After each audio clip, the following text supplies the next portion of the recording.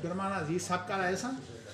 جی جی کل آئے سن عبدالرحمان اج بھی کہنے کہ اج آ گئے سی تے چلے گئے. وہ ظہر دے ٹائم کہہ رہے تھے جو وہ نا انہوں نے مسجد کو مسئلہ آیا سی تو کہندے سی میں انشاءاللہ آ جاواں گا پھر. ٹھیک ہے کوئی نہیں.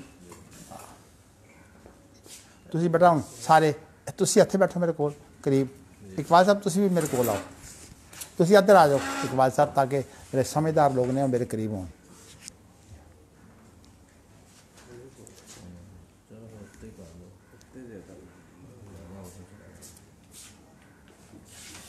ٹھیک ہو گیا.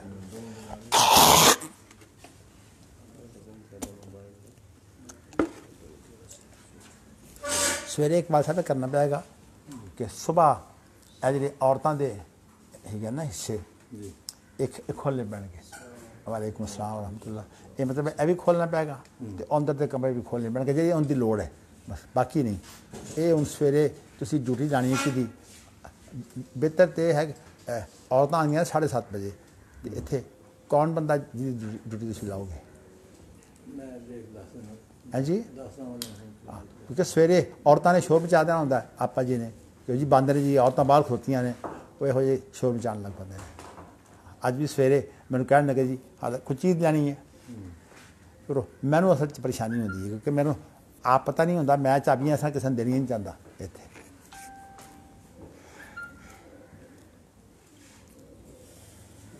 اللہ اکبر.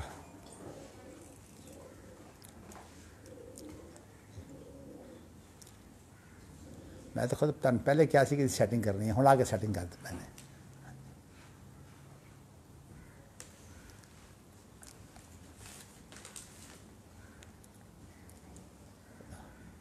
اب ہم نے اپنا آپ سے ہم نے یہاں منتقل کر دیا ہے یہ درس. اب ان شاء اللہ تعالیٰ یہ سارا ہفتہ جو ہے وہ یہیں کام چلے گا. جمعے کو چھٹی ہوتی ہے باقی دنوں میں ان شاء اللہ تعالیٰ. رمضان میں بھی رہے گا انشاءاللہ. رمضان میں بھی انشاءاللہ درس رہے گا. اور اس کا ٹائم جو ہے وہ چونکہ یہاں نماز ہوتی ہے 1 بجے تو 1:15 بجے ہم شروع کیا کریں گے انشاءاللہ. ہاں جی لا دوں انشاءاللہ.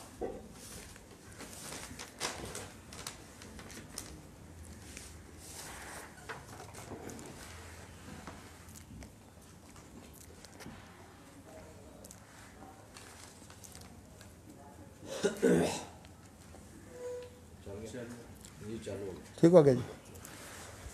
بس جی میں کروں بسم اللہ. جی جی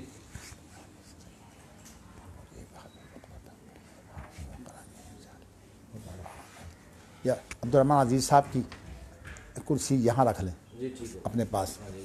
ٹھیک ہو گیا. چلیے جی.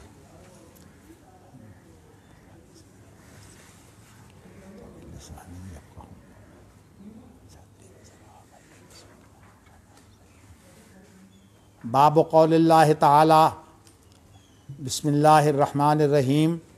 باب قول اللہ تعالی ولا تنفع الشفاعۃ عنده الا لمن اذن له حتى اذا فزع عن قلوبهم قالوا ماذا قال ربكم قالوا الحق وهو العلی الکبیر ولم يقل ماذا خلق ربكم وقال جل ذکرہ من ذا الذی یشفع عنده الا باذنہ. وقال مسروق عن ابن مسعود اذا تکلم اللہ بالوحی سمع اہل السماوات شیئا فاذا فزع عن قلوبهم وسکن صوته عرفوا انه الحق من ربكم ونادوا ماذا قال ربكم قالوا الحق. ويذكر عن جابر بن عبد الله بن انیس قال سمعت النبي صلی اللہ علیہ وسلم یقول یحشر اللہ العباد فینادیہم بصوت یسمعہ من بعد کما یسمعہ من قرب انا الملک انا الدیان. حدثنا علی بن عبد اللہ حدثنا سلیمان عن عمر عن اکرمۃ عن ابی ہریرہ یبلغ به النبی صلی اللہ علیہ وسلم قال اذا قضى اللہ الامر فی السماء ضربت الملائکۃ باجنحتها خضعانا لقوله كأنه سلسلة على صفوان قال علی وقال غیرہ صفوان صفوان جی ینفذہم ذالک فإذا فزع عن قلوبهم قالوا ماذا قال ربكم قالوا الحق وهو العلی الکبیر۔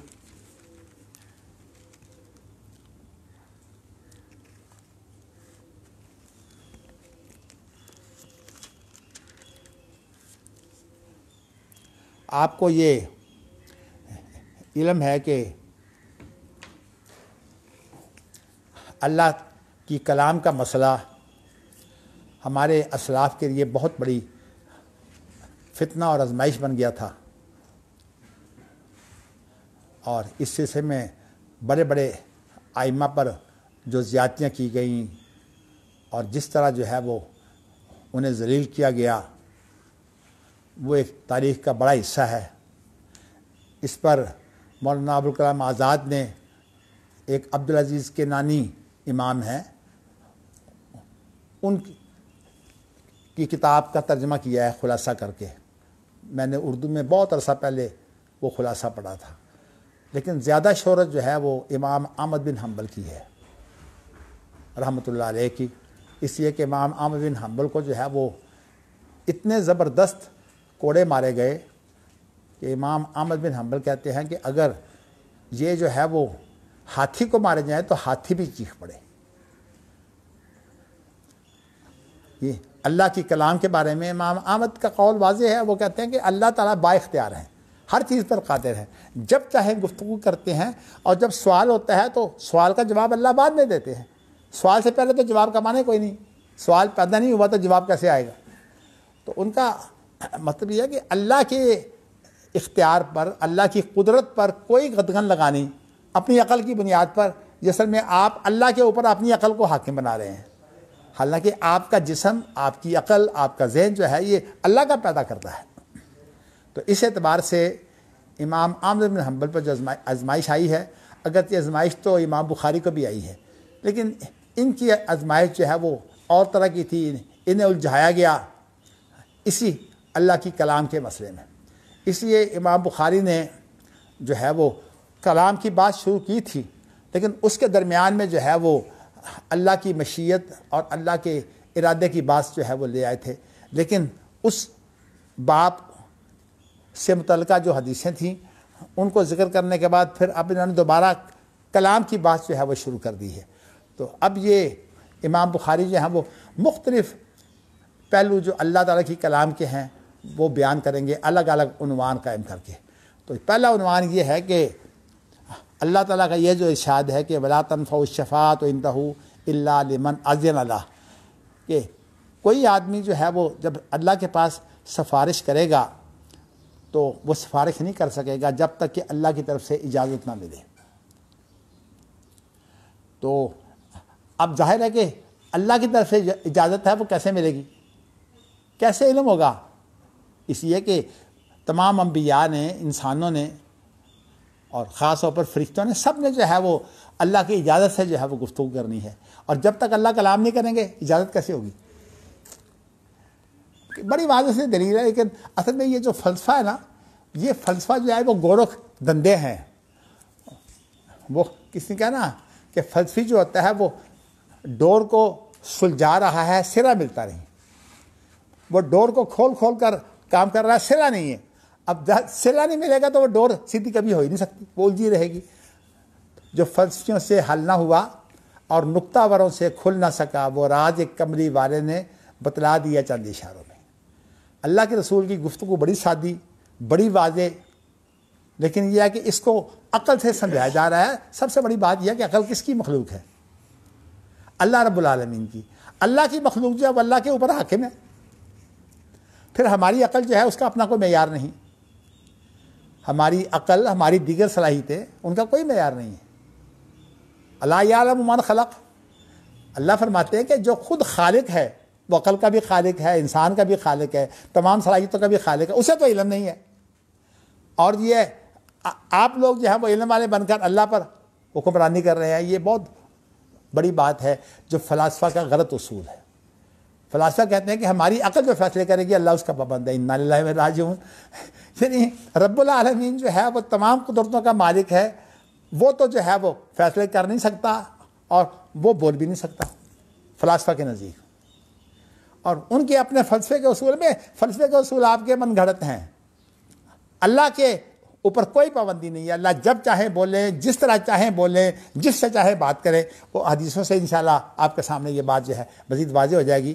لیکن قرآن مجید کے اندر امام بخاری نے جو باب باندھا ہے وہ قرآن مجید کی آیت سے جو ہے وہ باب باندھا ہے، اور وہ قرآن کی آیت جو ہے وہ یہ ہے کہ اللہ کے پاس کوئی بھی سفارش نہیں کر سکے گا جب تک کہ اسے اللہ کی طرف سے اجازت نہ ملے.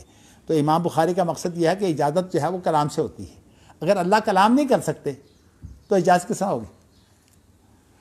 اس کے بعد آپ دیکھیے پھر اس کے بعد کہا جب فرشتوں کو اللہ کوئی حکم جاری کرتے ہیں تو اس میں دو قسم کے فرشتے ہیں جو اللہ کا حکم سنتے ہیں، عام فرشتے اور ایک جو ہے وہ جو بڑے بڑے فرشتے.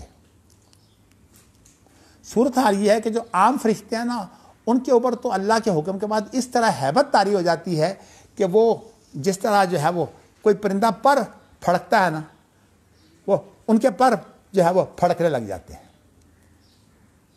اس لیے کہ یہ جو ان کے پر پھڑکتے ہیں اس کا مطلب یہ ہے کہ اللہ کا جلال ہی اتنا ہے کہ جب اللہ گفتگو کرتے ہیں تو وہ پھڑکنے لگ جاتے ہیں.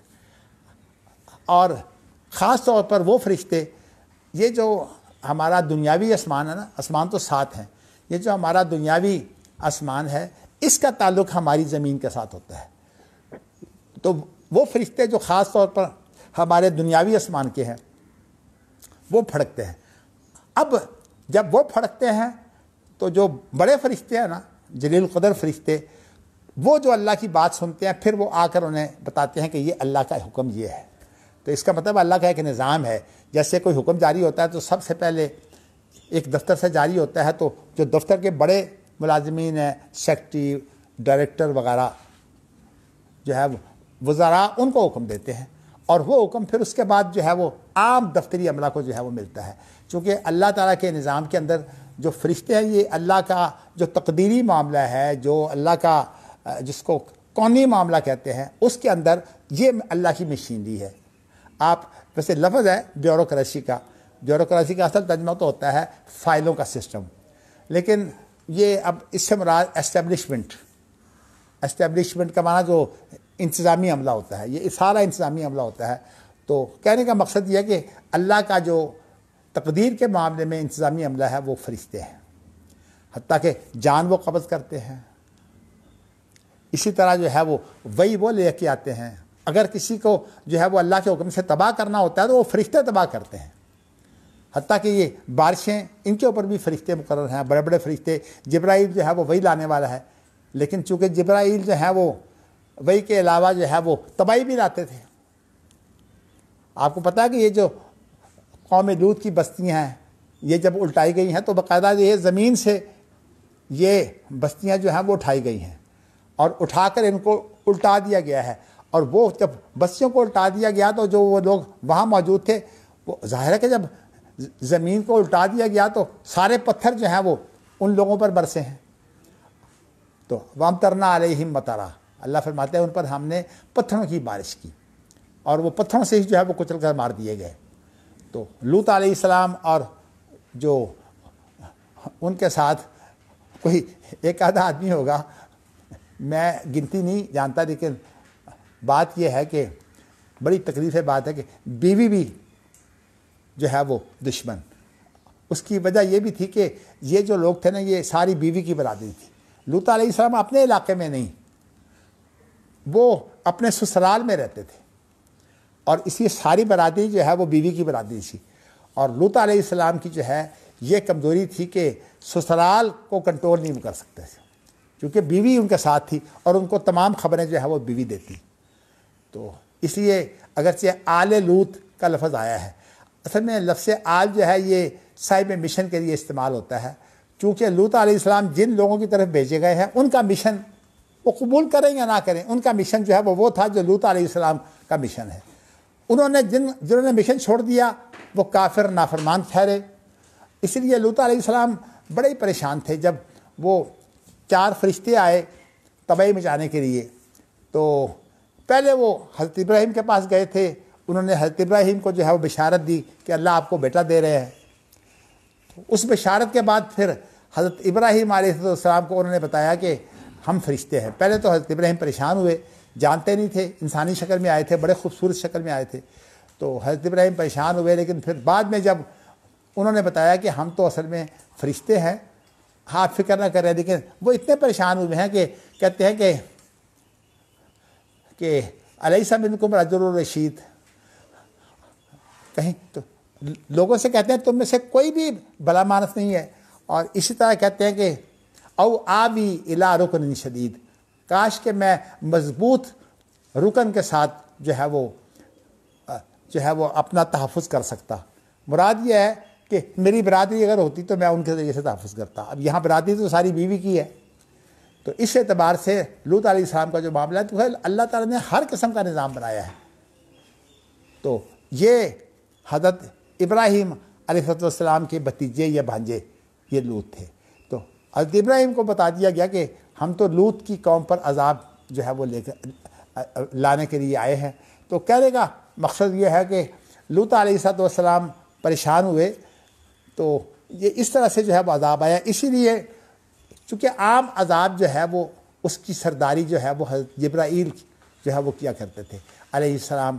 اس لیے قرآن مجید میں یہ ہے کہ قُلْ مَنْ كَانَ عَدُوًّا لِجِبْرِيلَ فَإِنَّهُ نَزَّلَهُ عَلَىٰ قَلْبِكَ بِإِذْنِ اللَّهِ۔ تو قرآن مجید کے پہلے سپارے میں کہا ہے کہ جو جبریل کا دشمن ہے وہ حقیقت میں اللہ کا دشمن ہے، اور اس کے بعد پھر یہ کہا ہے کہ اللہ تعالیٰ نے جبرائیل کو جو ہے وہ ایک واسطہ بنایا ہے، قرآن مجید جو ہے وہ جبرائیل لے کر آئے، نزل بہ الروح الامین۔ ایک اور جگہ پر فرمایا کہ روح الامین یہ جبریل کا لقب ہے کہ ان کے ذریعہ سے ہم نے جو ہے وہ آپ کے دل پر قرآن اتارا ہے۔ تو اس کی تفصیل کا یہ موقع نہیں ہے، تو کہنے کا مقصد یہ ہے کہ جبرائیل کے وہ اس لیے دشمن تھے کہ بنی اسرائیل کے اوپر جو عذاب لائے گئے ہیں ان کی جو ہے وہ سرپرستی جو ہے وہ جبرائیل کیا کرتے تھے۔ اور ابھی میں نے آپ کو بتایا کہ یہ جو بڑے بڑے فرشتے ہیں، جبرائیل ہو گئے، اسرائیل ہو گئے، میکائیل ہو گئے، اسرافیل ہو گئے، اسی طرح جو ہے وہ اللہ کی عرش کو اٹھانے والے فرشتے، اسی طرح جو ہے وہ اور جو کرام بررہ جو بہت ہی نیک پرہیزگار فرشتے ہیں، جو بڑے بڑے فرشتے ہیں، یہ جو ہے یہ تو اللہ کی بات سنتے ہیں اور سمجھتے بھی ہیں، لیکن گھبراہٹ کے اندر جو چھوٹے فرشتے ہیں وہ بات کو سمجھتے بھی نہیں، اور بات اگر ان کو سمجھ آتی بھی ہے تو گھبراہٹ کی وجہ سے وہ پریشان ہوتے ہیں۔ تو اس گھبراہٹ کو جب اللہ دور کر دیتے ہیں تو اس کے اندر یہ گھبراہٹ دور کر کے ایک صورت یہ بھی بنتی ہے کہ اللہ تعالیٰ جو ہے وہ جب خاموش ہو جاتے ہیں فرمان جاری کر کے، تو اس وقت جو ہے وہ پھر ان کی گھبراہٹ جو ہے وہ دور ہوتی ہے، اور ان کو جو ہے بڑے فرشتے کہتے ہیں کہ یہ کہا، انہوں نے ویسے سنا ہوتا ہے تو پھر جواب کیا دیتے ہیں کہ جو کہا حق کہا، سچ کہا، ہم مانتے ہیں، یعنی ہم اس کی تعمیر کریں گے۔ قرآن مجید کی میں نے آیت کا خلاصہ آپ کے سامنے بیان کر دیا ہے۔ اس معاملے میں ایک بڑا اہم لفظ ہے حتی اذا فزع عن قلوبہم، یعنی یہاں تک کہ جب ان کے دلوں سے جو ہے وہ خوف جو ہے وہ دور کر دیا جاتا ہے۔ فزع کا معنی ہوتا ہے کہ خوف کو دور کیا جانا، وہ پریشانی جو ہے وہ دور کر دی جاتی ہے۔ یہ جو فزع کا لفظ ہے نا، یہ تلاوت کے اعتبار سے 3 طرح ہے۔ اس کی ایک تلاوت تو یہ ہے کہ حتی اذا فزع، یعنی یہ تو فزع جو ہے یہ مجہول ہے نا، پیسو وائس ہے، فزع جو ہے یہ ایکٹیو وائس ہے، یعنی جب اللہ وہ ڈر جو ہے وہ دور کر دیتے ہیں، اس لیے کہ یہ ڈر بھی اللہ کی طرف سے طاری ہوتا ہے، تقدیر تو اللہ کے ہاتھ میں ہے نا، جو فرشتوں پر بھی حاوی ہے، تو جب اللہ دور کر دیتے ہیں تو اس کا ترجمہ یہ ہے۔ اور بعض قراتوں میں جو ہے وہ یہ ہے کہ فرغا، زے نہیں رے کے ساتھ۔ آپ کو علم ہے کہ عثمانوی رسم الخط میں جو ہے وہ نہ تو نقطے ہیں اور نہ حرکتیں ہیں. تو اس لیے یہ جو لفظ ہے نا فرع، غین کے اوپر نقطہ جو ہے یہ بھی اس میں ختم میں نہیں ہے، اور اسی طرح جو ہے وہ رے کے اوپر جو نقطہ ڈال کر زے بنائی جاتی ہے وہ بھی نہیں ہے. تو اس لیے لکھنے کو تو یہ لکھا جاتا ہے فرع، لیکن اس کی جو تلاوت ہے وہ 3 طرح کیا ہے، فزع، فزع، فرغ. حضرت عثمان رضی اللہ تعالیٰ عنہ نے، میں آپ کو بتا چکا ہوں کہ جب قرآن مجید کا وہ نسخہ تیار کیا جامع، تو اس کے اندر تمام قراتوں کا جو احتمال تھا نا وہ باقی رکھا ہے. بعد میں پھر اماموں نے جو ہے وہ ان کی تلاوت کے ساتھ جو ہے وہ اس کو تعین کیا ہے. اس لیے یہ امام جو ہے ان کی تلاوت کے ہم پابند نہیں ہیں. ہم جو ہے وہ ہر وہ تلاوت جو ان اماموں سے پہلے جو ہے وہ صحابہ کرام رضوان اللہ علیہم اجمعین یا جو خیر القرون کا جو دور ہے اس کے اندر جو تلاوت ہوتی تھی، اس وقت یہ جو امام بنے ہیں یہ بعد میں مشہور ہوئے ہیں. تو وہ تلاوت جو ہے وہ جو ہوتی تھی وہ پھر جو ہے وہ ان اماموں کی طرف نسبت نہیں ہوتی جو اس وقت ہمارے ہاں 10 امام ہیں یا 20 ان کے راوی ہیں یا اس کے جو طرق ہیں وہ 80 ہیں. چونکہ آپ ماشاءاللہ آپ میں سے اکثر قاری ہیں، آپ کو ان چیزوں کا پتہ ہے کہ 7 احرف ہیں، 10 قراتیں ہیں عشرہ صغریٰ، اور اس کے بعد عشرہ صغریٰ کی 20 روایتیں ہیں، اور پھر اس کے بعد جو ہے وہ ان کے طرق جو ہے وہ 80 ہیں. یہ سارے کے سارے جو طریقے ہیں، چونکہ آپ ماشاءاللہ اس پر کام کر رہے ہیں تو اس لیے میں اس کی تفصیل میں آپ کو جانا نہیں دینا چاہتا، لیکن یہ آپ کو بتانا چاہتا ہوں کہ یہ امام جو ہیں یہ اس طرح واسطہ ہیں کہ انہوں نے ان 7 احرف کو جو ہے 10 قراتوں کی صورت میں جو ہے وہ الگ الگ کیا ہے. اب ظاہر ہے کہ جب 10 قراتوں کی صورت میں الگ کیا ہے تو 7 کی جب 10 بنے گی تو آپ آپس میں ایک دوسرے کے اندر گڈمڈ ہوں گی نا. اس پر اتفاق ہے کہ یہ 7 احرف ہیں اور یہ گڈمڈ ہو کر جو ہے 10 قراتیں بنی، لیکن اب ان قراتوں کو جو ہے وہ امام کے نام سے وہ جو ہے وہ الگ الگ کر دیا گیا. اور اس کے بعد پھر اس کی 20 روایتیں ہیں وہ راویوں کے نام سے الگ الگ ہو گئیں. اس کے بعد اس کے 80 طرق ہیں وہ جو ہے وہ اسی طرح طرق کے اعتبار سے جو ہے وہ 80 ہو گئیں. چونکہ آپ ماشاءاللہ عالم ہیں، لیکن یہ نقطہ میں آپ کو بتانا چاہتا ہوں کہ امام بخاری جو ہے یہ ان کے ہاں جو ہے وہ محدثین کے ہاں یا اہل علم کے ہاں ان اماموں کی شہرت کوئی نہیں تھی. اس لیے یہ ایسی قراتوں کا بھی حوالہ دیتے ہیں جو ان اماموں سے منسوب نہیں ہیں. ان اماموں کی قراتیں جو ہیں یہ بعد میں مشہور ہوئی ہیں، اور امام بخاری جو ہیں وہ اس سے پہلے کے ہیں. تو اس لیے امام بخاری ہوں یا امام مالک ہوں یا دیگر ائمہ ہوں، وہ جو اپنے دور میں قراتیں کرتے تھے ان کی قراتیں اپنی جگہ پر درست ہیں. لیکن اب بعد کے جو لوگ ہیں جن کے ہاں یہ قراتیں مشہور ہو گئی ہیں ان کے اندر جو ہے وہ ہمارے قاری جو ہیں وہ اس بات کا اہتمام کرتے ہیں کہ ایک قرات کے ساتھ دوسری قرات کا جو ہے وہ اختلاط نہ ہو. تو یہ اب قاریوں کا اہتمام ہے. آپ جو ہے وہ اب جو تلاوتیں سنتے ہیں اور ریکارڈنگ جو ہے وہ بھی موجود ہے، اور الحمدللہ ہم نے تو 20 قرآن مجید کے جو الگ الگ مصحف ہیں نا وہ تیار کیے ہیں، وہ آپ لوگوں نے کیے ہوئے ہیں، اللہ کا شکر ہے. اور وہ جو ہے وہ آپ کو علم ہے کہ وہ کویت کے امیر جو ہے وہ ان کو چھاپ رہے ہیں الحمدللہ. تو یہ دنیا کے اندر اسلامی تاریخ جو ہے اس کے اندر 1400 سالہ تاریخ میں پہلا کام ہوا ہے جو الحمدللہ اللہ نے ہمیں توفیق دی ہے، اور آپ لوگوں کو یہ اعزاز حاصل ہے کہ آپ اس کام کو کرنے والے ہیں. تو لیکن آپ کو میں نے نقطہ یہ بتانا ہے کہ یہ قراتیں جو ہیں وہ امام بخاری ہوں یا اس طرح کے جو دیگر امام ہیں ان کے یہاں کوئی ان کی شہرت نہیں تھی. اس لیے امام بخاری جو روایت کرتے ہیں اس روایت کے اندر اس مغالطے میں بھی نہ جائیے. امام بخاری کی جو خبر واحد ہوتی ہے وہ خبر واحد نہیں ہوتی.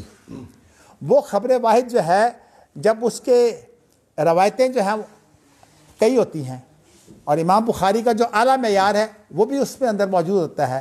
اس کے بعد جو ہے وہ امام بخاری کی احادیث کو جو ہے وہ ائمہ محدثین نے جو ہے وہ پرکھا ہے اور اعتراضات کیے ہیں. مخالف اعتراض نہیں ہے، علمی زیادہ ہے. اب دیکھیے امام بخاری کے بعد ہیں دار قطنی.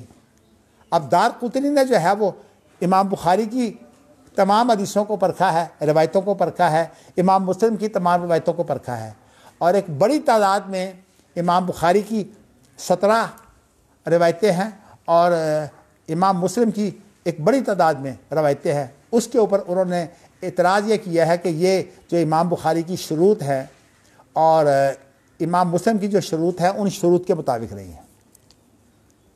लेकिन दीगर उलमा ने फिर उनके जवाब दिए हैं। तो जब एक चीज़ बास पे आ जाती है, एतराज़ भी आया और फिर उसके बाद वो बास में आ गया, तो बास के बाद जो है वो बात खुल जाती है। तो इसलिए जब बास के बाद इत्तेफाक हो गया, तो उसके बाद इत्तेफाक इस बात पर हुआ है कि बुखारी की सिर्फ 2 रवायतें ऐसी हैं जो बुखारी की शर्त पर नहीं हैं, और मुस्लिम की 17 रवायतें वो हैं जो मुस्लिम की शर्त पर नहीं है। लेकिन इमाम बुखारी की जो 2 रवायतें उनके अंदर कोई मसला बयान नहीं है, उसके अंदर कुछ वाक़यात का जिक्र है। तो इसलिए कहने का मकसद ये है कि 2 रवायतों वैसे वो सही हैं और लोगों के मेयार के मुताबिक नहीं, इमाम बुखारी की आला शर्त के मुताबिक नहीं है।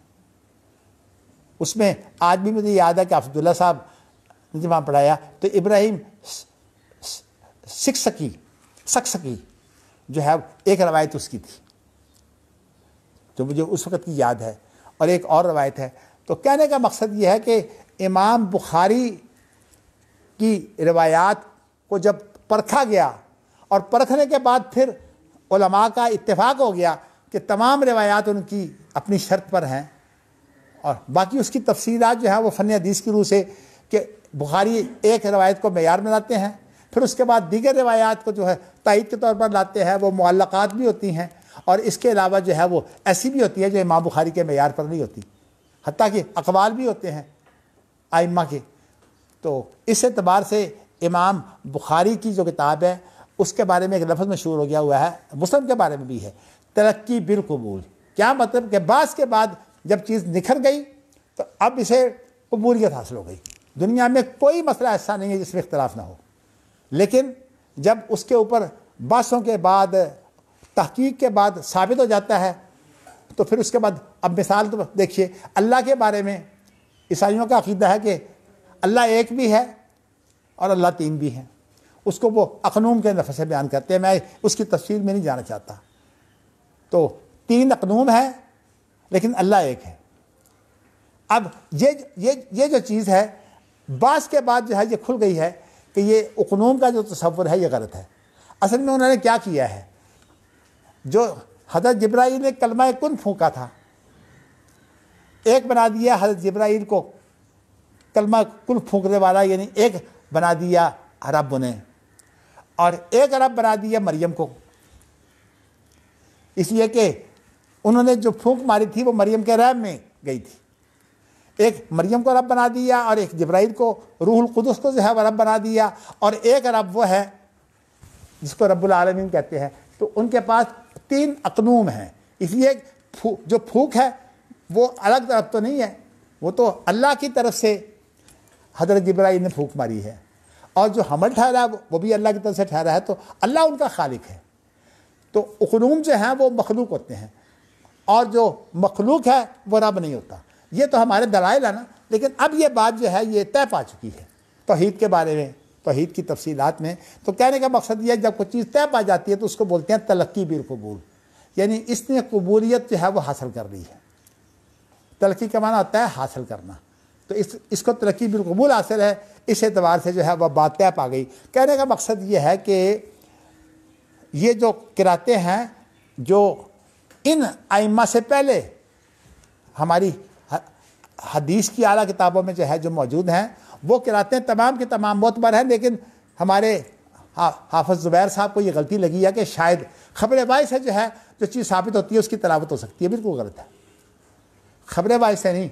ख़बर वाई जब दीगर रवायतों के साथ मिलती है तो फिर वो मशहूर बन जाती है, और जब उसके बाद जो है वो उसको उम्मत का जो है वो कबूल करना उसके ऊपर हो जाता है तो वह इजमा बन जाता है।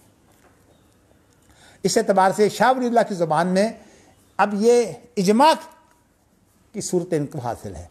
तो इस एतबार से बुखारी की वो रवायतें जिनको अब तलक्की बिलकबूल के बाद इजमा का दर्जा हासिल है, उनकी तलावत जो है वो जायज़ है।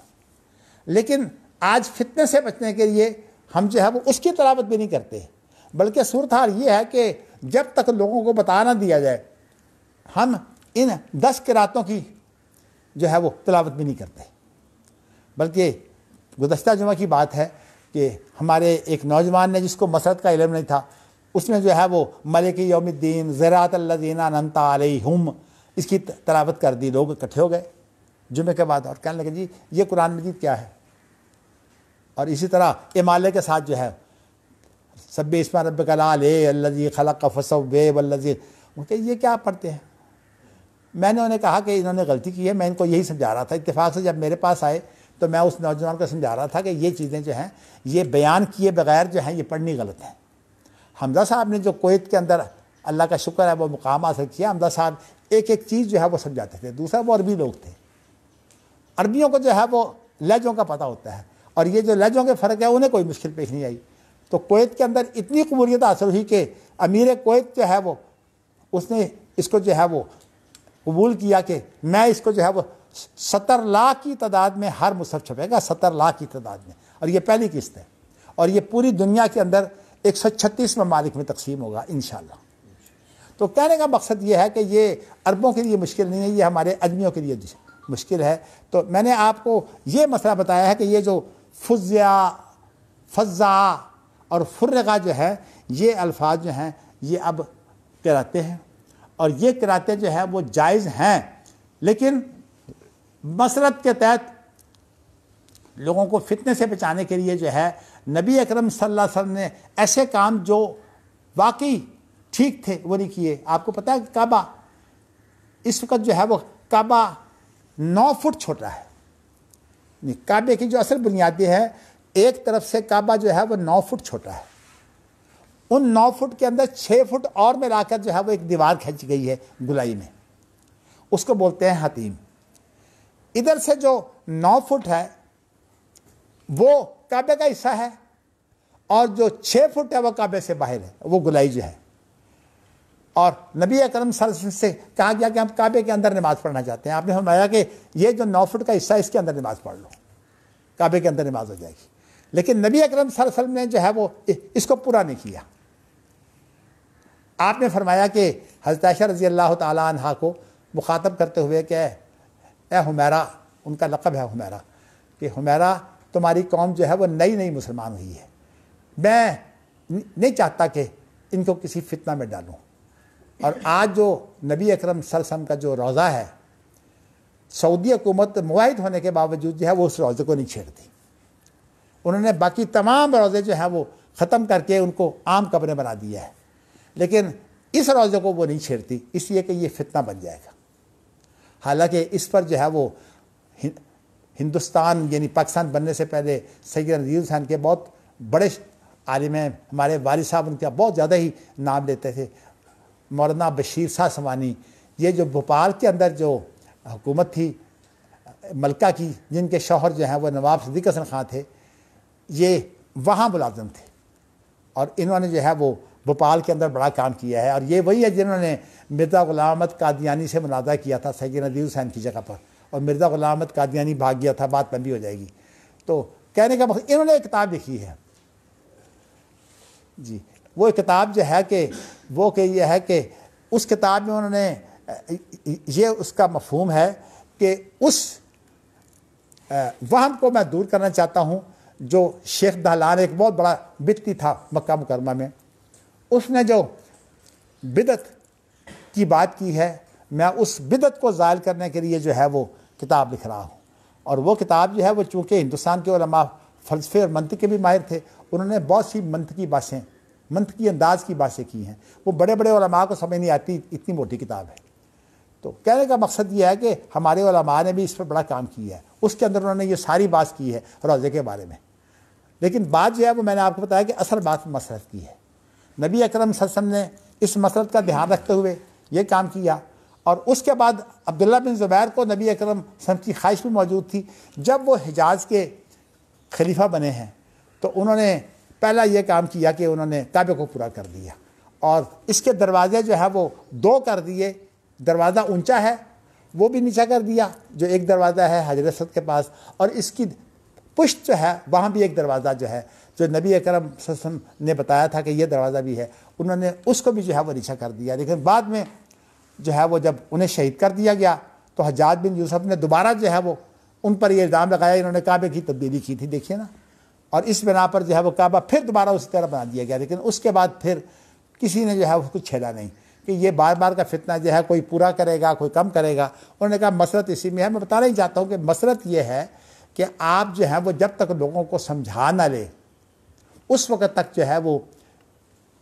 10 قراتوں میں بھی آپ قرآن مجید کی تلاوت نہ کریں، صرف ایک میں کریں۔ اور اس کے علاوہ یہ وہ قراتیں جو ان 10 کے علاوہ ہے، اور آپ کو یہ بتاؤں کہ مراکش کے اندر جو ہے وہ ان 10 قراتوں کے علاوہ اس کے جو ہم 10 طریقے انہوں نے اور بنا لیے ہیں جو 80 طریقوں کے علاوہ ہیں، وہ بھی ہیں۔ تو اس طرح کے کام ہو رہے ہیں، اہل علم انہیں تسلیم کرتے ہیں۔ لیکن میں نے آپ کو بتایا کہ کوئی آدمی جو ہے وہ بتائے بغیر اگر یہاں تلاوت شروع کر دے گا یہ فتنہ بن جائے گا۔ تو اس لیے اس کو سمجھانے کی ضرورت ہے۔ علمی طور پر ہمارا کلیت القرآن جو ہے وہ یہی کام کر رہا ہے، لیکن ابھی کلیت القرآن جو ہے وہ اللہ کا شکر ہے کہ رمضان کے اندر ہمارے کلیت القرآن کے فارغ جو ہے وہ لاہور کی بڑی بڑی مساجد میں جو ہے وہ تراویح پڑھاتے ہیں، اور وہاں جو ہے وہ کئی لہجوں میں پڑھا بھی جاتا ہے، لیکن کم از کم وہاں بتانے والے لوگ ہوتے ہیں۔ انشاءاللہ اس دفعہ جو ہے وہ حمزہ مدنی صاحب جو ہے وہ 4 رکعتیں تراویح کی یہاں پڑھائیں گے، اس لیے کہ پہلی رکعتیں جو ہیں وہ میرا نواسہ جو ہے وہ سادی وہ قرآن سنائے گا، تو باقی 4 رکعتیں جو ہے وہ ڈاکٹر حمزہ مدنی پڑھائیں گے۔ دیکھیں وہ مختلف قراتوں میں پڑھتے ہیں لیکن بتا دیا کریں گے۔ تو یہ میں نے آپ کو جو بات کر دی ہے۔ اچھا، امام بخاری نے ایک دلیل کے طور پر بات کی ہے کہ وہ پوچھتے ہیں فرشتے آپس میں ماذا قال ربکم، تمہارے رب نے کیا کہا ہے؟ تو کہتے ہیں کہ یہ تو نہیں کہا ماذا خلق ربکم، تمہارے رب نے کیا پیدا کیا ہے۔ یہ بتانا چاہتے ہیں کہ کہنا جو ہے وہ کسی کی مخلوق نہیں ہوتی، کہنا جو ہے یہ اللہ کا وصف ہے، یہ اللہ کی کلام کی حالت ہے۔ تو اللہ کے کلام کی جو حالت ہے وہ اللہ کا وصف کہلاتی ہے، وہ مخلوق نہیں ہوتی۔ تو اس لیے اللہ نے یہ نہیں کہا ماذا خلق ربکم، بلکہ کیا کہا ہے ماذا قال ربکم۔ چلیے باریک بات تھی آپ کے سامنے آ گئی۔ اس کے بعد پھر یہ اللہ کا ارشاد ہے، یہ سورۃ بقرہ کی آیت الکرسی میں ہے، من ذا الذی یشفع عندہ الا باذنہ، کون ہے جو اللہ کے پاس سفارش کرے مگر اللہ کے اذن کے بغیر۔ اللہ تعالیٰ کے حکم اور اللہ کی اجازت کے بارے میں جو مختلف الفاظ وارد ہوتے ہیں، اور بھی کچھ الفاظ ہیں وہ انشاءاللہ آ جائیں گے بعد میں۔ فی الحال میں آپ کو بتاتا ہوں کہ امر یہ بھی جو ہے یہ اللہ کی مخلوق نہیں ہے، اللہ کا حکم جو ہے الا لہ الخلق والامر، خبردار مخلوق بھی اللہ کی ہے اور حکم بھی اللہ کا ہے۔ امر سے مراد اللہ کا حکم ہے۔ تو قرآن مجید جو ہے وہ اسی طرح جو اللہ کی طرف سے احکامات جاری ہوتے ہیں وہ مخلوق نہیں ہیں، وہ تمام کے تمام اللہ کے احکامات ہوتے ہیں۔ تو اسی لیے انما امرہ اذا اراد شیئا ان یقول لہ کن فیکون، جب وہ کسی چیز کو پیدا کرنا چاہتا ہے تو کن کہتا ہے، کن کے بعد وہ چیز جو ہے وہ پھر پیدا ہو جاتی ہے۔ لیکن خود جو اللہ کا حکم ہے وہ مخلوق نہیں ہوتا۔ تو اس اعتبار سے میں نے آپ کو یہ بتایا ہے کہ اسی طرح جو اللہ کا اذن ہے یہ بھی مخلوق نہیں ہوتا۔ اور آپ کو پتہ ہے کہ عیسیٰ علیہ السلام کو جو اللہ نے زبردست معجزے دیے تھے کہ وہ کیا تھا، انی اخلق لکم من الطین کہیئۃ الطیر فانفخ فیہ فیکون طیرا باذن اللہ، کہ میں ایک مٹی سے پرندہ بناتا ہوں، اس کے اندر میں پھونک مارتا ہوں۔ قرآن مجید کی سورج جو ہے یہ مائدہ ہے، اس کے اندر میں پھونک مارتا ہوں تو وہ اللہ کے حکم سے جو ہے وہ ایک زندہ پرندہ یعنی تمام اس کے اعضاء بھی بن جاتے ہیں، گوشت پوست بھی بن جاتا ہے، وہ اڑنے لگتا ہے۔ تو اسی طرح جو ہے وہ مردہ کو جو ہے وہ پھونک مارتے تھے، مردہ زندہ ہو جاتا تھا۔ اور اسی طرح جو ناقابل علاج بیماریاں تھیں جس کے اندر خاص طور پر یہ برس، پھل بیری اور یہ مادرزاد اندھا، ان کو وہ جو ہے وہ تھوک لگا کر پھیرتے تھے اپنا ہاتھ، تو اسی لیے انہیں جو ہے وہ مسیح کہا جاتا ہے۔ مسیح کا معنی مسح کرنے والا۔ تو جب وہ مسح کرتے تو اس کا جو ہے وہ اندھا پن ختم ہو جاتا، اس کی آنکھیں وہاں بن جاتی۔ اور اسی طرح برس والے کے اوپر ہاتھ پھیرتے، اس کی وہ پھل بیری کے جو نشانات ہوتے ہیں چٹاخ وغیرہ وہ سارے کے سارے ختم ہو جاتے۔ تو یہ علاج کوئی طبیب اور حکیم نہیں کر سکتا تھا، حالانکہ اس کو طب اپنے عروج پر تھی، تو وہ یہ کام کرتے تھے۔ تو اور بھی بہت سے، کہنے کا مقصد یہ، اس میں ہر جگہ پر ایک لفظ ہے بِإِذْنِ اللہ، اللہ کے حکم کے ساتھ۔ معنی یہ ہے کہ اللہ کا حکم جو ہے یہ مخلوق نہیں ہوتی، نہ امر اللہ کی مخلوق ہے اور نہ یہ اذن اللہ کی مخلوق ہے۔ چلیے جی اب ہم آگے پڑھتے ہیں۔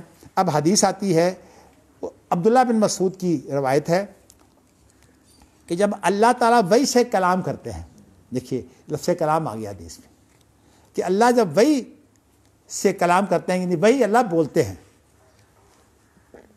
سمع اہل السماوات شیئا، آسمان والے تمام کے تمام جو ہے وہ کچھ سنتے ہیں۔ وہ کچھ سنتے ہیں، وہ کیا ہے؟ قرآن مجید ہو تو وہ بھی جبرائیل سنتا ہے، اور سن کر پھر جبرائیل لے کر آتا ہے۔ تو کہنے کا مقصد یہ ہے کہ اسی طرح جو ہے وہ تمام فرشتے قرآن کے علاوہ جو دیگر احکامات ہیں، اس لیے کہ فرشتوں کو تو قرآن کے علاوہ بھی احکامات ملتے ہیں نا، فلاں کی جان قبض کر لو، یوں کر دو، وہ کر دو، فلاں علاقے کو تباہ کر دو، یہ سارے فرشتوں کو احکامات ملتے ہیں۔ تو فرشتے سنتے ہیں نا، تو سنتے کلام کو ہیں۔ اس سے کیا اثر ہوتا ہے کہ بھئی وہ کس چیز کو سنتے ہیں؟ انسان بھی قرآن مجید کو جو ہے وہ جبرائیل نے سنایا اللہ کے رسول کو، اور پھر باقاعدہ دور بھی کرتے رہے۔ اس کے بعد پھر اللہ کے رسول صلی اللہ علیہ وسلم نے ہمیں سنایا، جو اللہ کے رسول نے سنایا اس کے اندر حروف بھی تھے، الفاظ بھی تھے۔ تو اس کا مطلب یہ ہے کہ اللہ کی کلام جو ہے اس میں حروف بھی ہوتے ہیں، الفاظ بھی ہوتے ہیں۔ امام بخاری اس کی صراحتیں جو ہیں وہ الگ الگ لائیں گے۔ فی الحال میں نے آپ کو یہ بتا دیا ہے کہ اللہ تعالیٰ جب وحی سے کلام کرتے ہیں تو آسمان والے کچھ سنتے ہیں۔ فَإِذَا فُزِّعَ عَنْ قُلُوبِهِمْ، جب جو ہے وہ ان کے دلوں سے ڈر جاتا رہتا ہے، وَسَكَنَ الصَّوْتُ، اور آواز جو ہے وہ ٹھہر جاتی ہے۔ کیا مطلب؟ کہ اللہ کا بولنا جو ہے اس کے اندر ٹھہراؤ آ جاتا ہے، اللہ نہیں بولتے۔ یعنی اللہ یہ نہیں کہ مسلسل بولتے جائیں۔ یہ ہمارے ہاں اشاعرہ ماتریدیہ نے ایک ایسی صورت بنائی ہوئی ہے کہ کلام نفسی مسلسل ہے اور ازلی ہے، ہمیشہ سے ہے، اور یہ ساری کی ساری تعبیریں جو ہیں وہ غلط ہیں۔ امام بخاری کے دور میں اشعری ماتریدی نہیں تھے، اس لیے وہ جتنا بھی رد کرتے ہیں وہ جامعہ اور معتزلہ کا کرتے ہیں۔ اس طرح کرامیہ وغیرہ جو ہے وہ ان فرقوں کرتے ہیں۔ تو یہ بعد کے اندر پیدا ہوئے ہیں معتزلہ اور یعنی اشاعرہ ماتریدیہ۔ لیکن اب ان کی، اور میں نے آپ کو بتایا ہے کہ تمام کے تمام حنفی، دیوبندی، بریلوی، دیوبندی جو ہے وہ اشعری ماتریدی ہیں، اور جو اپنا جو بریلوی ہیں وہ کرامیہ ہیں۔ کرامیہ جو ہے وہ کٹر صوفی لوگ ہیں، اور بریلویوں کی جو اصل امتیازی چیز ہے وہ تصوف ہے۔ آپ کو پتہ ہے تمام کے تمام پیر جو ہے وہ تصوف کی بنیاد پر، تو میں نے آپ کو اشارہ کر دیا ہے۔ تو اب کہنے کا مقصد یہ ہے کہ جب سکن صوت، آواز ٹھہر جاتی ہے، تو عرفوا انہ الحق من ربکم، وہ پہچان لیتے ہیں کہ یہ آواز جو ہے یہ اللہ کی طرف سے تھی۔ وَنَادَوْا، اور پھر وہ پکارتے ہیں۔ جی، کون پکارتے ہیں؟ اس سے مراد وہ جلیل القدر فرشتے ہیں۔ وہ پکارتے ہیں اور کہتے ہیں ان سے، وہ جو دوسرے فرشتے ہیں نا جو گھبراہٹ میں ہوتے ہیں، ان سے کہتے ہیں ماذا قال ربکم، تمہارے رب کا کیا حکم آیا ہے؟ تو قالوا الحق، وہ کہتے ہیں جو حکم آیا وہ حق ہے، ہم اس کو تسلیم کرتے ہیں۔ میں نے آپ کو بتایا گھبراہٹ میں آواز سنی تو جاتی ہے، لیکن جو ہے وہ ایک وقتی طور پر یہ گھبراہٹ ہوتی ہے، پھر بعد میں دور ہو جاتی ہے۔ اسی لیے فضیہ کا معنی ہوتا ہے گھبراہٹ کا دور کیا جانا۔ تو جی اس کے بعد امام بخاری ایک اور روایت لائے ہیں تائید کے طور پر، اور یہ روایت جو ہے یہ معلق ہے، اس کی سند نہیں ہے۔ وَيُذْكَرُ عَنْ جابر بن عبداللہ ہے، یہ روایت جو ہے یہ امام بخاری بہت دفعہ لائے ہیں اپنی کتاب میں۔ بعض جگہ پر تو اس کو جو ہے وہ صیغہ معروف سے لائے ہیں جی، اور سند بھی موجود ہے، اور بعض جگہ پر جو ہے وہ صیغہ مجہول سے لائے ہیں، جس کو پیسے وائس کہتے ہیں، اس سے لائے ہیں۔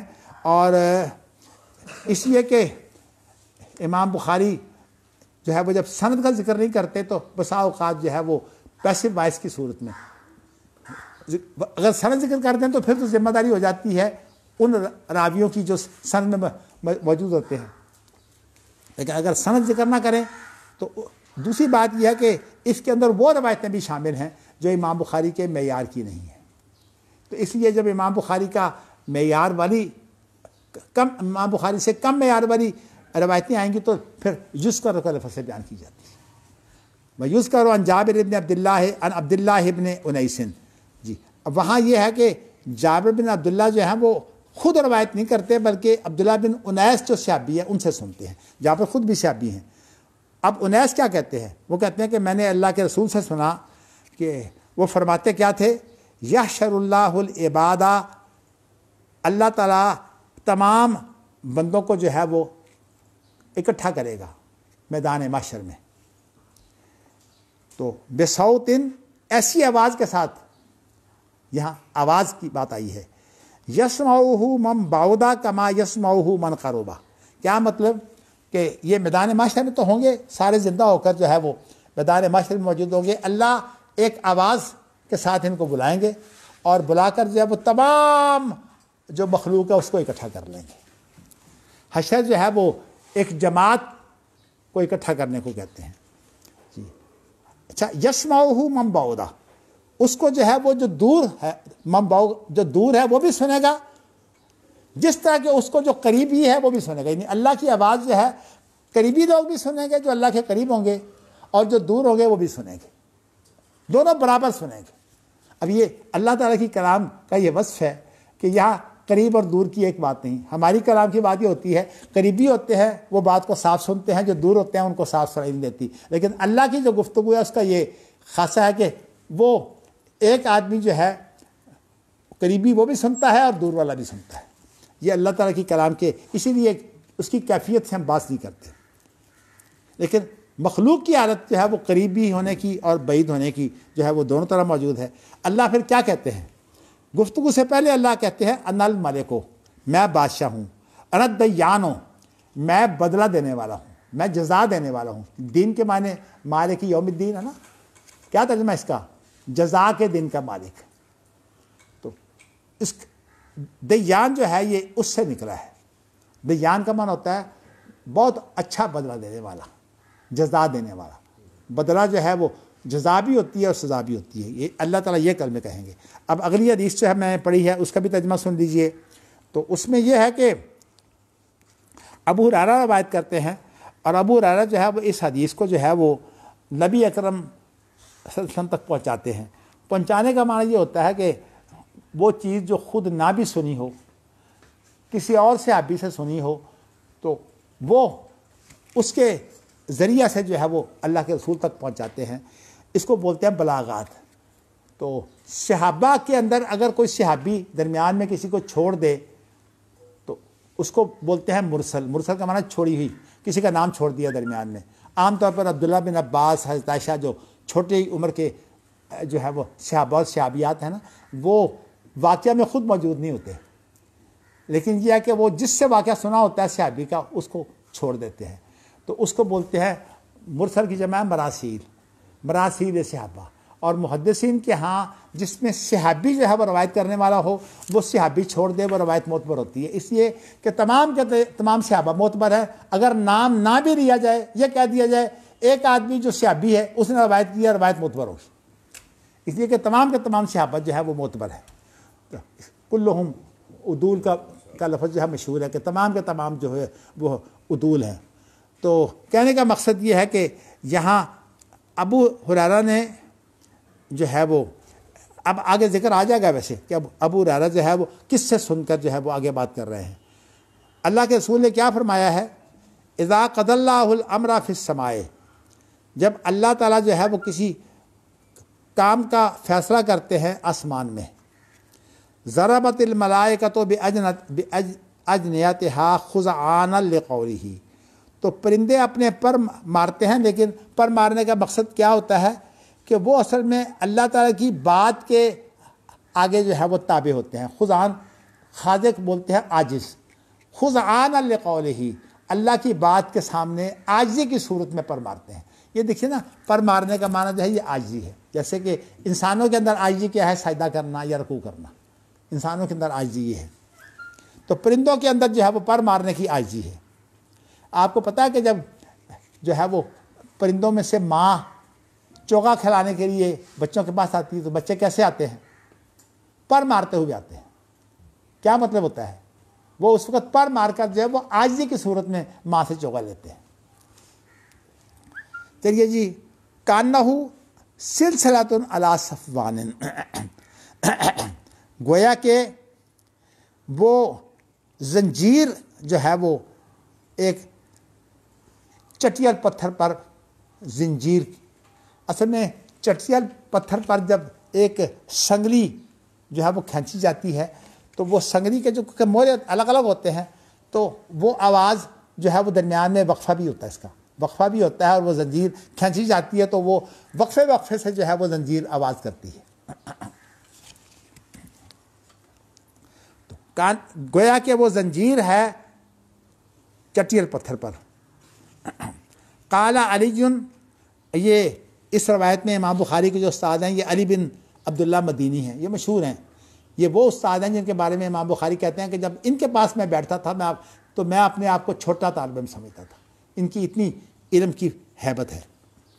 تو وہ بیان کرتے ہیں، ویسے یہ روایت جو ہے اس کے اندر آپ دیکھیے علی بن عبداللہ کے استاد کون ہیں؟ سفیان بن عیینہ۔ تو یہ جو ہے نا سفیان بن عیینہ کے علاوہ اب ان کی بات ہو رہی ہے، انہوں نے لفظ جو ہے وہ صفوان کی بجائے یہ صفوان، لفظ فے کی جزم نہیں، فے کی زبر، انہوں نے جو ہے وہ صفوان جو ہے وہ کہا ہے۔ اچھا، ینفذہم ذالکا، ینفذہم کا معنی نفاذ کے معنی ہوتے ہیں پہنچنے کے، کہ وہ آواز جو ہے وہ جو زنجیر کی آواز ہوتی ہے وہ ان تک پہنچتی ہے۔ نفاذ کا معنی یعنی پہنچ جانا، باقاعدہ ایک چیز جب کہیں جاری اور ساری ہو جائے اس کو بولتے ہیں نفاذ، تو ان تک وہ پہنچ جاتی ہے۔ انہوں نے گویا کہ یہ بیان کیا ہے کہ وہ جو اللہ کی آواز ہوتی ہے نا وہ زنجیر کی صورت اختیار کرتی ہے، اور زنجیر کی صورت جو ہے وہ ان کو سنائی دیتی ہے۔ یہ اصل میں ایک تعبیر ہے، ہم اس وقت اس کیفیت میں نہیں پڑھتے کہ وہ آواز زنجیر کی ہوتی ہے کہ نہیں، ہمیں اتنی بات ہے کہ ہمارا زیر باس مسئلہ یہ ہے کہ اللہ کی وہ بات ہوتی ہے۔ اب وہ اللہ تعالیٰ کی بات کی جو کیفیت ہے ہم اس پر بات نہیں کرتے۔ جو علی بن مدینی نے جو بات کہی ہے وہ تو انہوں نے اتنی کہی ہے، جو سفیان بن عیینہ سے انہوں نے روایت کی ہے، لیکن سفیان بن عیینہ کے علاوہ جو اور لوگ ہیں انہوں نے ان کی بات بیان نہیں کی، اس لیے کہ ان کے نزدیک یہ کیفیت ہے، اور علی بن مدینی جو ہے وہ اس کیفیت کو تسلیم نہیں کرتے۔ اللہ کے بارے میں کیفیت پیش کرنا جو ہے یہ درست طریقہ نہیں ہے۔ اچھا جی، انہوں نے کیا پڑھا ہے؟ صفوان۔ صفوان اور صفوان یہ دو لغتیں ہیں، تو کیونکہ قرآن مجید میں تو لفظ صفوان کا ہے ہی نہیں۔ ینفذہم ذالکا، یہ زنجیر کی آواز جو ہے وہ ان تک پہنچتی ہے، یعنی ذالکا جو ہے یہ صفوان کی طرف لوٹ رہے، یعنی ذالکا سے مراد وہ صفوان ہے کہ ان تک جو ہے وہ یہ جو آواز ہے نا جو پیدا ہوتی ہے اس چٹیل پتھر سے وہ ان تک پہنچتی ہے۔ فَإِذَا فُزِّعَ عَنْ قُلُوبِهِمْ، جب ان کے دلوں سے جو ہے وہ یہی بے چینی جو ہے وہ دور کر دی جاتی ہے تو وہ کہتے ہیں، وہ جو بڑے فرشتے کہتے ہیں ماذا قال ربکم، رب نے کیا کہا ہے؟ وہ کہتے ہیں الحق، جو اللہ نے کہا وہ حق ہے، وَهُوَ الْعَلِيُّ الْكَبِيرُ، اللہ بہت بلند ہے اور اللہ بہت بڑا ہے۔ چلیے جی اگلی حدیث کا ترجمہ بھی سنیے۔ اچھا، یہ اس کے اندر کچھ اصول حدیث، یعنی اصول حدیث میں نے آپ کو بتایا کہ ایک مصطلحات اور حدیث ہوتی ہے اور ایک اصول حدیث ہے۔ اصول حدیث کے اندر عام طور پر جو ہے یہ جو ہوتا ہے نا تحمل و ادا کے، روایت سنی کیسے اور کس نے سنی، اس کی تفصیلات جو ہے وہ پیش ہوتی ہیں۔ اس کے لیے میں آپ کو بتا چکے ہوں کہ بہترین کتاب جو ہے وہ قاضی ایاز کی ہے جس کا نام ہے العلماء فی معرفت اصول روایہ و تقیید السماع۔ اس کے اندر یہ تحمل و ادا کی جو باتیں جو ہیں وہ وہاں پائی جاتی ہیں۔ اب وہ ذرا سمجھ لیں، اس کے اندر یہ ہے کہ علی بن مدینی کہتے ہیں کہ حدثنا سفیان حدثنا عمرو عن اکرمہ عن ابی ہریرہ۔ اصل بات یہ ہے کہ سفیان بن عیینہ جو ہے علی نے سفیان بن عیینہ سے خود سنا ہے، اور سفیان بن عیینہ نے عمر سے بھی خود سنا ہے۔ پہلی جو روایت تھی اس کے اندر جو ہے وہ یہ بات موجود تھی کہ حدثنا سفیان عن عمر، لیکن امام بخاری جو ہیں وہ اب اس کی جو صراحت کر رہے ہیں نا وہ دوسری روایت سے تائید دے رہے ہیں۔ تو اس میں یہ ہے کہ حدثنا سفیان حدثنا عمر عن اکرمۃ عن ابی ہریرہ بہذا، یعنی یہی روایت جو ہے، تو یہاں جو ہے وہ بہذا جب لوگوں بہن نبیہ جو ہے نا، گویا کہ اس کے اندر یہ بات نہیں ہے، یہ بلاغات نہیں ہے، یعنی وہ روایت جو ہے بلاغات کے بغیر خود جو ہے وہ روایت کی گئی ہے براہ راست۔ بلاغات میں نے آپ کو بتایا نا، ایک چیز جو پہنچا دی جاتی ہے خود نہیں سنی جاتی، اس کو عام طور پر بلاغات کہتے ہیں، لیکن وہ صحابہ میں تو معتبر ہے، لیکن میں ویسے بتاتا ہوں کہ امام بخاری نے اسی لیے اس کو بنیاد بنایا ہے، کیونکہ مراسیل صحابہ ہو جاتے ہیں۔ تو اب یہ انہوں نے بیان کیا کہ اس کے اندر جو ہے وہ بلاغات نہیں ہے۔ اچھا، اگلی ایک پھر روایت ہے، قال سفیان، یہی سفیان بن عیینہ کہتے ہیں کہ قال عمر سمعت اکرمہ تھا۔ اب دیکھیے نا کہ عمر بن دینار تک تو ویسے ہی خود سما تھا، اس کے بعد عمر کہتے ہیں کہ ان اکرمہ کی بجائے سمعت اکرمہ تھا، میں نے اکرمہ سے خود سنا ہے۔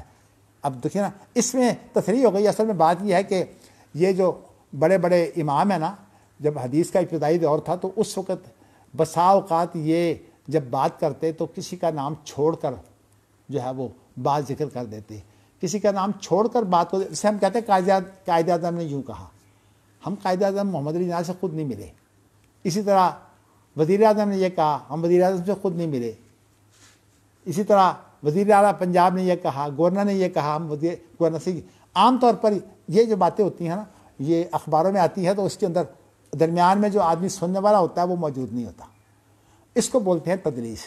تو شروع میں جو ہے وہ بڑے بڑے لوگوں میں ایسی باتیں جو ہیں پائی جاتی تھی، لیکن وہ ایسی بات جو ہے وہ صیغہ معروف سے بیان نہیں کرتے تھے، کبھی قالا سے بیان نہیں کرتے تھے جب تک کہ وہ ثابت شدہ نہ ہو۔ اس لیے وہ اگر ان بھی کہیں قالا بھی کہیں پھر بھی ان کی روایت معتبر ہوتی ہے، لیکن امام بخاری جو ہے وہ خود اپنا سما بنا کر جو ہے وہ بیان کر رہے ہیں کہ پہلی روایت کے اندر دیکھیے یہ ان اکرمہ تھا، اب دوسری روایت کے اندر جو ہے وہ قال عمر سمعت اکرمہ تھا، یہاں ان اکرمہ کی بجائے میں نے اکرمہ سے خود سنا۔ اور اس کے بعد پھر یہ ہے کہ پہلی روایت پہ جو ہے وہ ان اکرمہ کے بعد ان ابی ہریرہ تھا، تو یہاں کہتے ہیں حدثنا ابو ہریرہ، یعنی ہمیں ابو ہریرہ نے خود حدیث سنائی ہے، مطلب یہ کہ سما کی صراحت آ گئی۔ یہ جو ہے محدثین کے ہاں یہ ایک معیار کے لیے اس طرح کی گفتگو ہوتی ہے، یہ ہم تحمل و ادا کی باتیں ہیں اصول حدیث کی۔ اچھا آگے چلیے، قال علی، علی کہتے ہیں کہ میں نے جو ہے وہ سفیان بن عیینہ سے یہ پوچھا کہ قال سمعت اکرمہ تھا، سفیان کہتے ہیں کہ میں نے خود اکرمہ سے سنا ہے، وہ پہلے بھی آ گئی ہے یہ روایت۔ قال سمیت ابا ہریرہ، وہ سوال کرتے ہیں کہ کیا تم نے ابو ہریرہ سے خود سنا ہے؟ یہ علی نے سفیان اور سفیان کے بعد اکرمہ، اور جو ہے وہ اکرمہ کہتے ہیں کہ انہوں نے ابو ہریرہ سے پوچھا کہ آپ نے خود سنا ہے، کیونکہ ابو ہریرہ کے شروع میں ان تھا نا پہلی روایتوں میں، قال نام، تو وہ اکرمہ کہتے ہیں کہ میں نے خود اپنے کانوں سے سنا ہے۔ اب یہ تمام کی تمام لڑائی جو ہے نا وہ اس میں صراحت آ گئی کہ خود سننا ہے۔ امام بخاری کے نزدیک جب تک ملاقات نہ ہو کسی کے ساتھ اس وقت تک کوئی حدیث معتبر نہیں ہوتی۔ تو چلیے جی، قلت لسفیان، اب علی بن مدینی کہتے ہیں کہ میں نے سفیان سے کہا ان انسانا روا عن عمرو بن دینار عن اکرمۃ عن ابی ہریرہ یرفعہ انہ قرأ۔ اب جو ہے وہ ایک نئی بات ہے، وہ اصل میں یہ قرأتوں کی بات ہے کہ میں نے سفیان بن عیینہ سے کہا کہ ایک انسان وہ اس طرح روایت کرتا ہے کہ عمرو بن دینار سے، یعنی سفیان عمرو بن دینار سے روایت کرتے ہیں، اور عمرو بن دینار جو ہے وہ اکرمہ سے روایت کرتے ہیں، اور اکرمہ جو ہے وہ ابو ہریرہ سے روایت کرتے ہیں۔ یرفعہ، وہ اس کو جو ہے وہ اللہ کے رسول تک پہنچاتے تھے۔ یرفعہ کا لفظ مرفوع کے لیے آتا ہے، مرفوع اللہ کے رسول کی بات کو کہتے ہیں کہ انہو قرأ کہ اللہ کے رسول نے قرات کیا کی ہے؟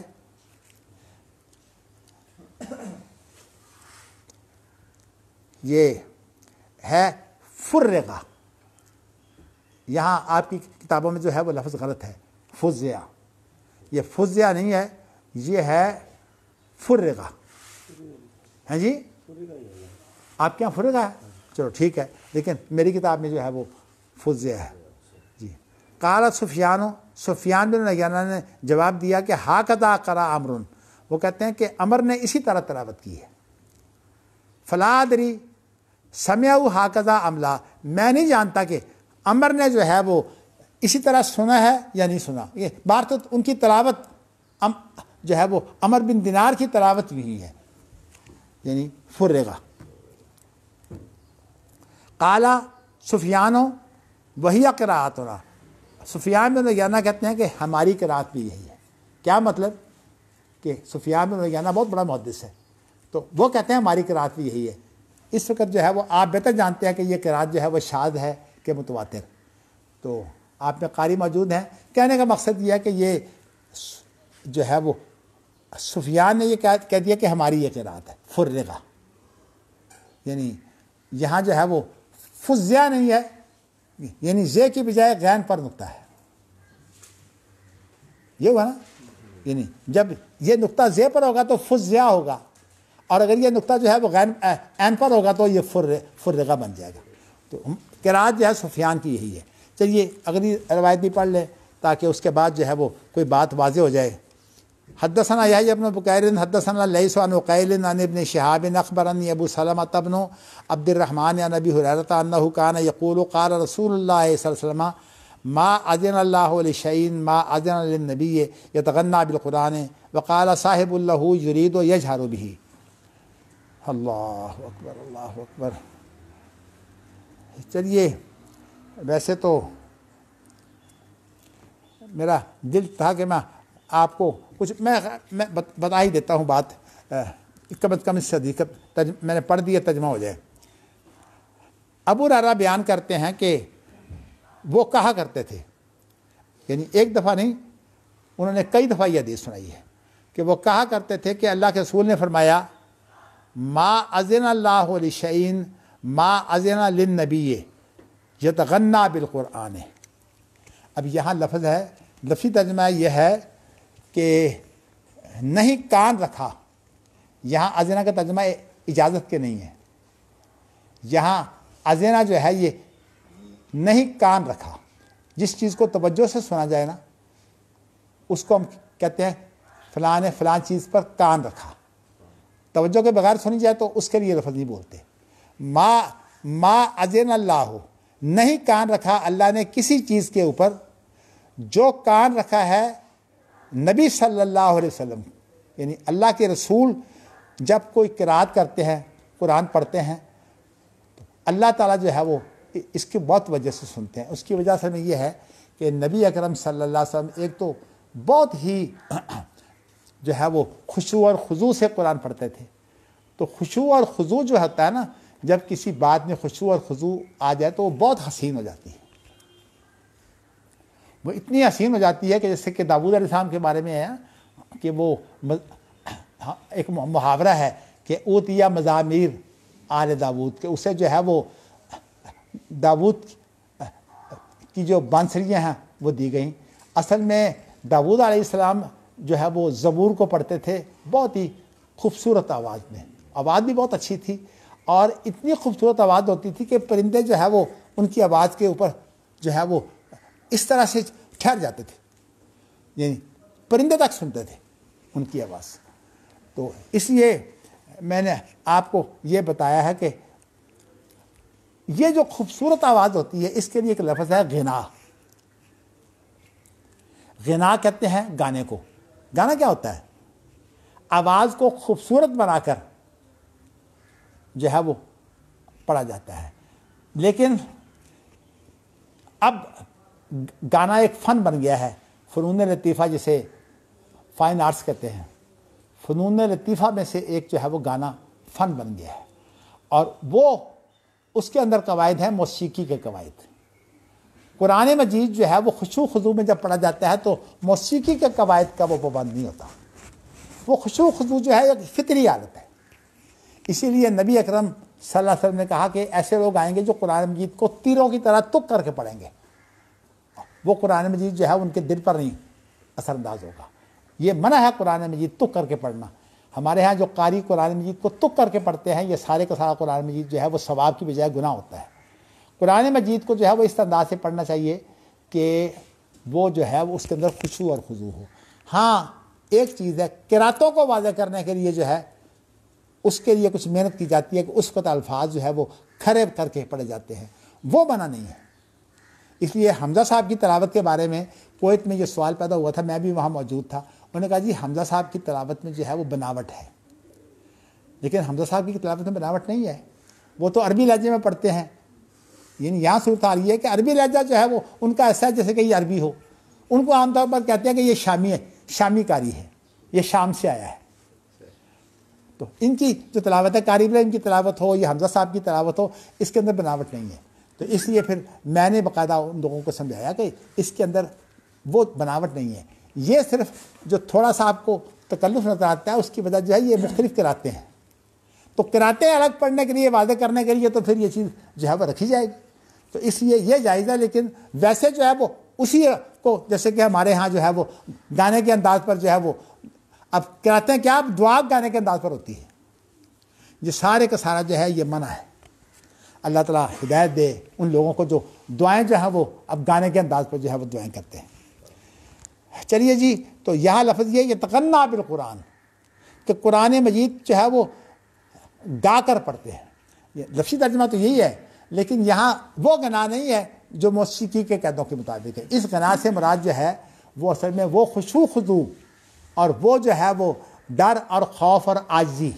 خشوع خضوع کے معنی یہ ہے نا، جو اس طرح قرآن مجید پڑھا جاتا ہے اس کے لیے یہ لفظ ہے یتغنیٰ بالقرآن. اس لیے جو شخص جو ہے وہ اس حدیث کو لیتا ہے من لم یتغنیٰ بالقرآن فلیس منا، تو اس سے مراد یہ نہیں ہے کہ جو گانے کی طرح قرآن مجید نہیں پڑھتا وہ ہم میں سے نہیں ہے. یہ اس سے مراد نہیں ہے. اس سے مراد یہ ہے کہ جو خشوع اور خضوع سے قرآن مجید نہیں پڑھتا، یعنی اللہ کے رسول کے لہجے میں نہیں پڑھتا. اس لیے آپ کو پتہ کہ ایک لفظ آپ کی قراتوں میں آتا ہے لہن، لہن داودی اور لہن نبی. لہن سے مراد وہ لہجہ ہوتا ہے. تو مراد یہ ہے کہ ہمیں حکم ہے کہ اللہ کے رسول کے لہجے میں پڑھو. اللہ کے رسول کا لہجہ جو ہے وہ گانے کا نہیں تھا. اللہ کے رسول کا جو لہجہ تھا نا وہ جو ہے وہ خضوع اور خضوع کا لہجہ تھا. اور آپ کو یہ بتاؤں کہ خضوع اور خضوع جب زیادہ بڑھ جاتا ہے تو سینے سے آواز آتی ہے. جب اللہ کے رسول اس طرح قرآن پڑھتے یا دعا کرتے تو اللہ کے رسول کے سینے سے اس طرح آواز آتی، عزیز کا عزیز قدرے. اس طرح جو ہے وہ آواز آتی جس طرح کہ ہنڈیا جو ہے وہ آگ پر ابلتی ہے تو اس کے ابلنے کی آواز آتی ہے نا، اللہ کے رسول سے اس طرح سینے سے آواز آتی تھی. اللہ تعالیٰ جو ہے وہ آپ کو بھی توفیق دے. میں کوئی ایسی بات نہیں بتانا چاہتا جو اللہ کا راز ہو.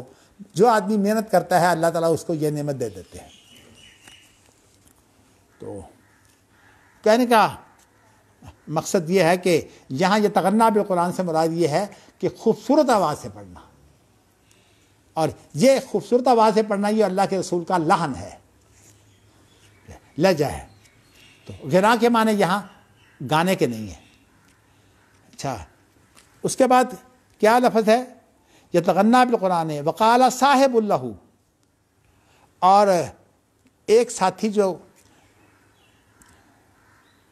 ہے وہ ابو ہریرہ کا ایک ساتھی ہے.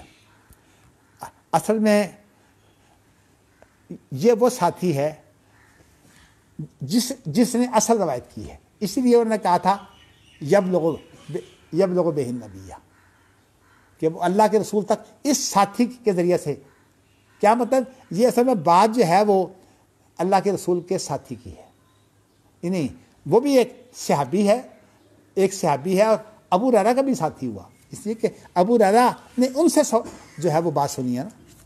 تو یرید و یجہر بہ، تو وہ کہتے ہیں کہ اس سے مراد یہ ہے کہ وہ اس کے ساتھ وا ویلا کرتے تھے. یجہروں سے مراد وا ویلا ہے.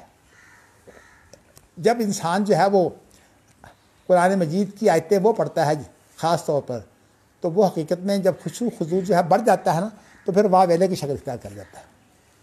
ویسے میں آپ کو بتا دیتا ہوں کہ میں الحمدللہ اللہ کا شکر ہے سارا سال سے ایک دعا کرتا ہوں سونے سے پہلے، اور جب تک میں وہ دعا نہ کروں اس وقت تک جو ہے وہ میں سوتا نہیں ہوں، ہر رات مجھے کتنی بھی دیر ہو جائے۔ اس دعا کے اندر میں اردو میں دعا کرتا ہوں، میں کہتا ہوں کہ اے اللہ مجھے توفیق دے کہ میں دعا جو ہے وہ مناجات کی صورت میں یا واویلے کی صورت میں دعا کروں، اور مجھے اس کی توفیق دے کہ میں اس حالت میں دعا کر سکوں۔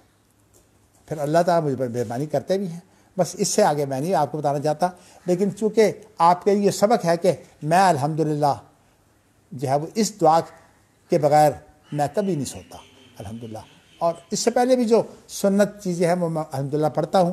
تو میں نے آپ کو یہ بتایا کہ میری آخری جو دعا ہے وہ یہ ہوتی ہے سونے سے پہلے۔ چلیے جی، تو یجہرو بہ سے مراد ہے واویلا۔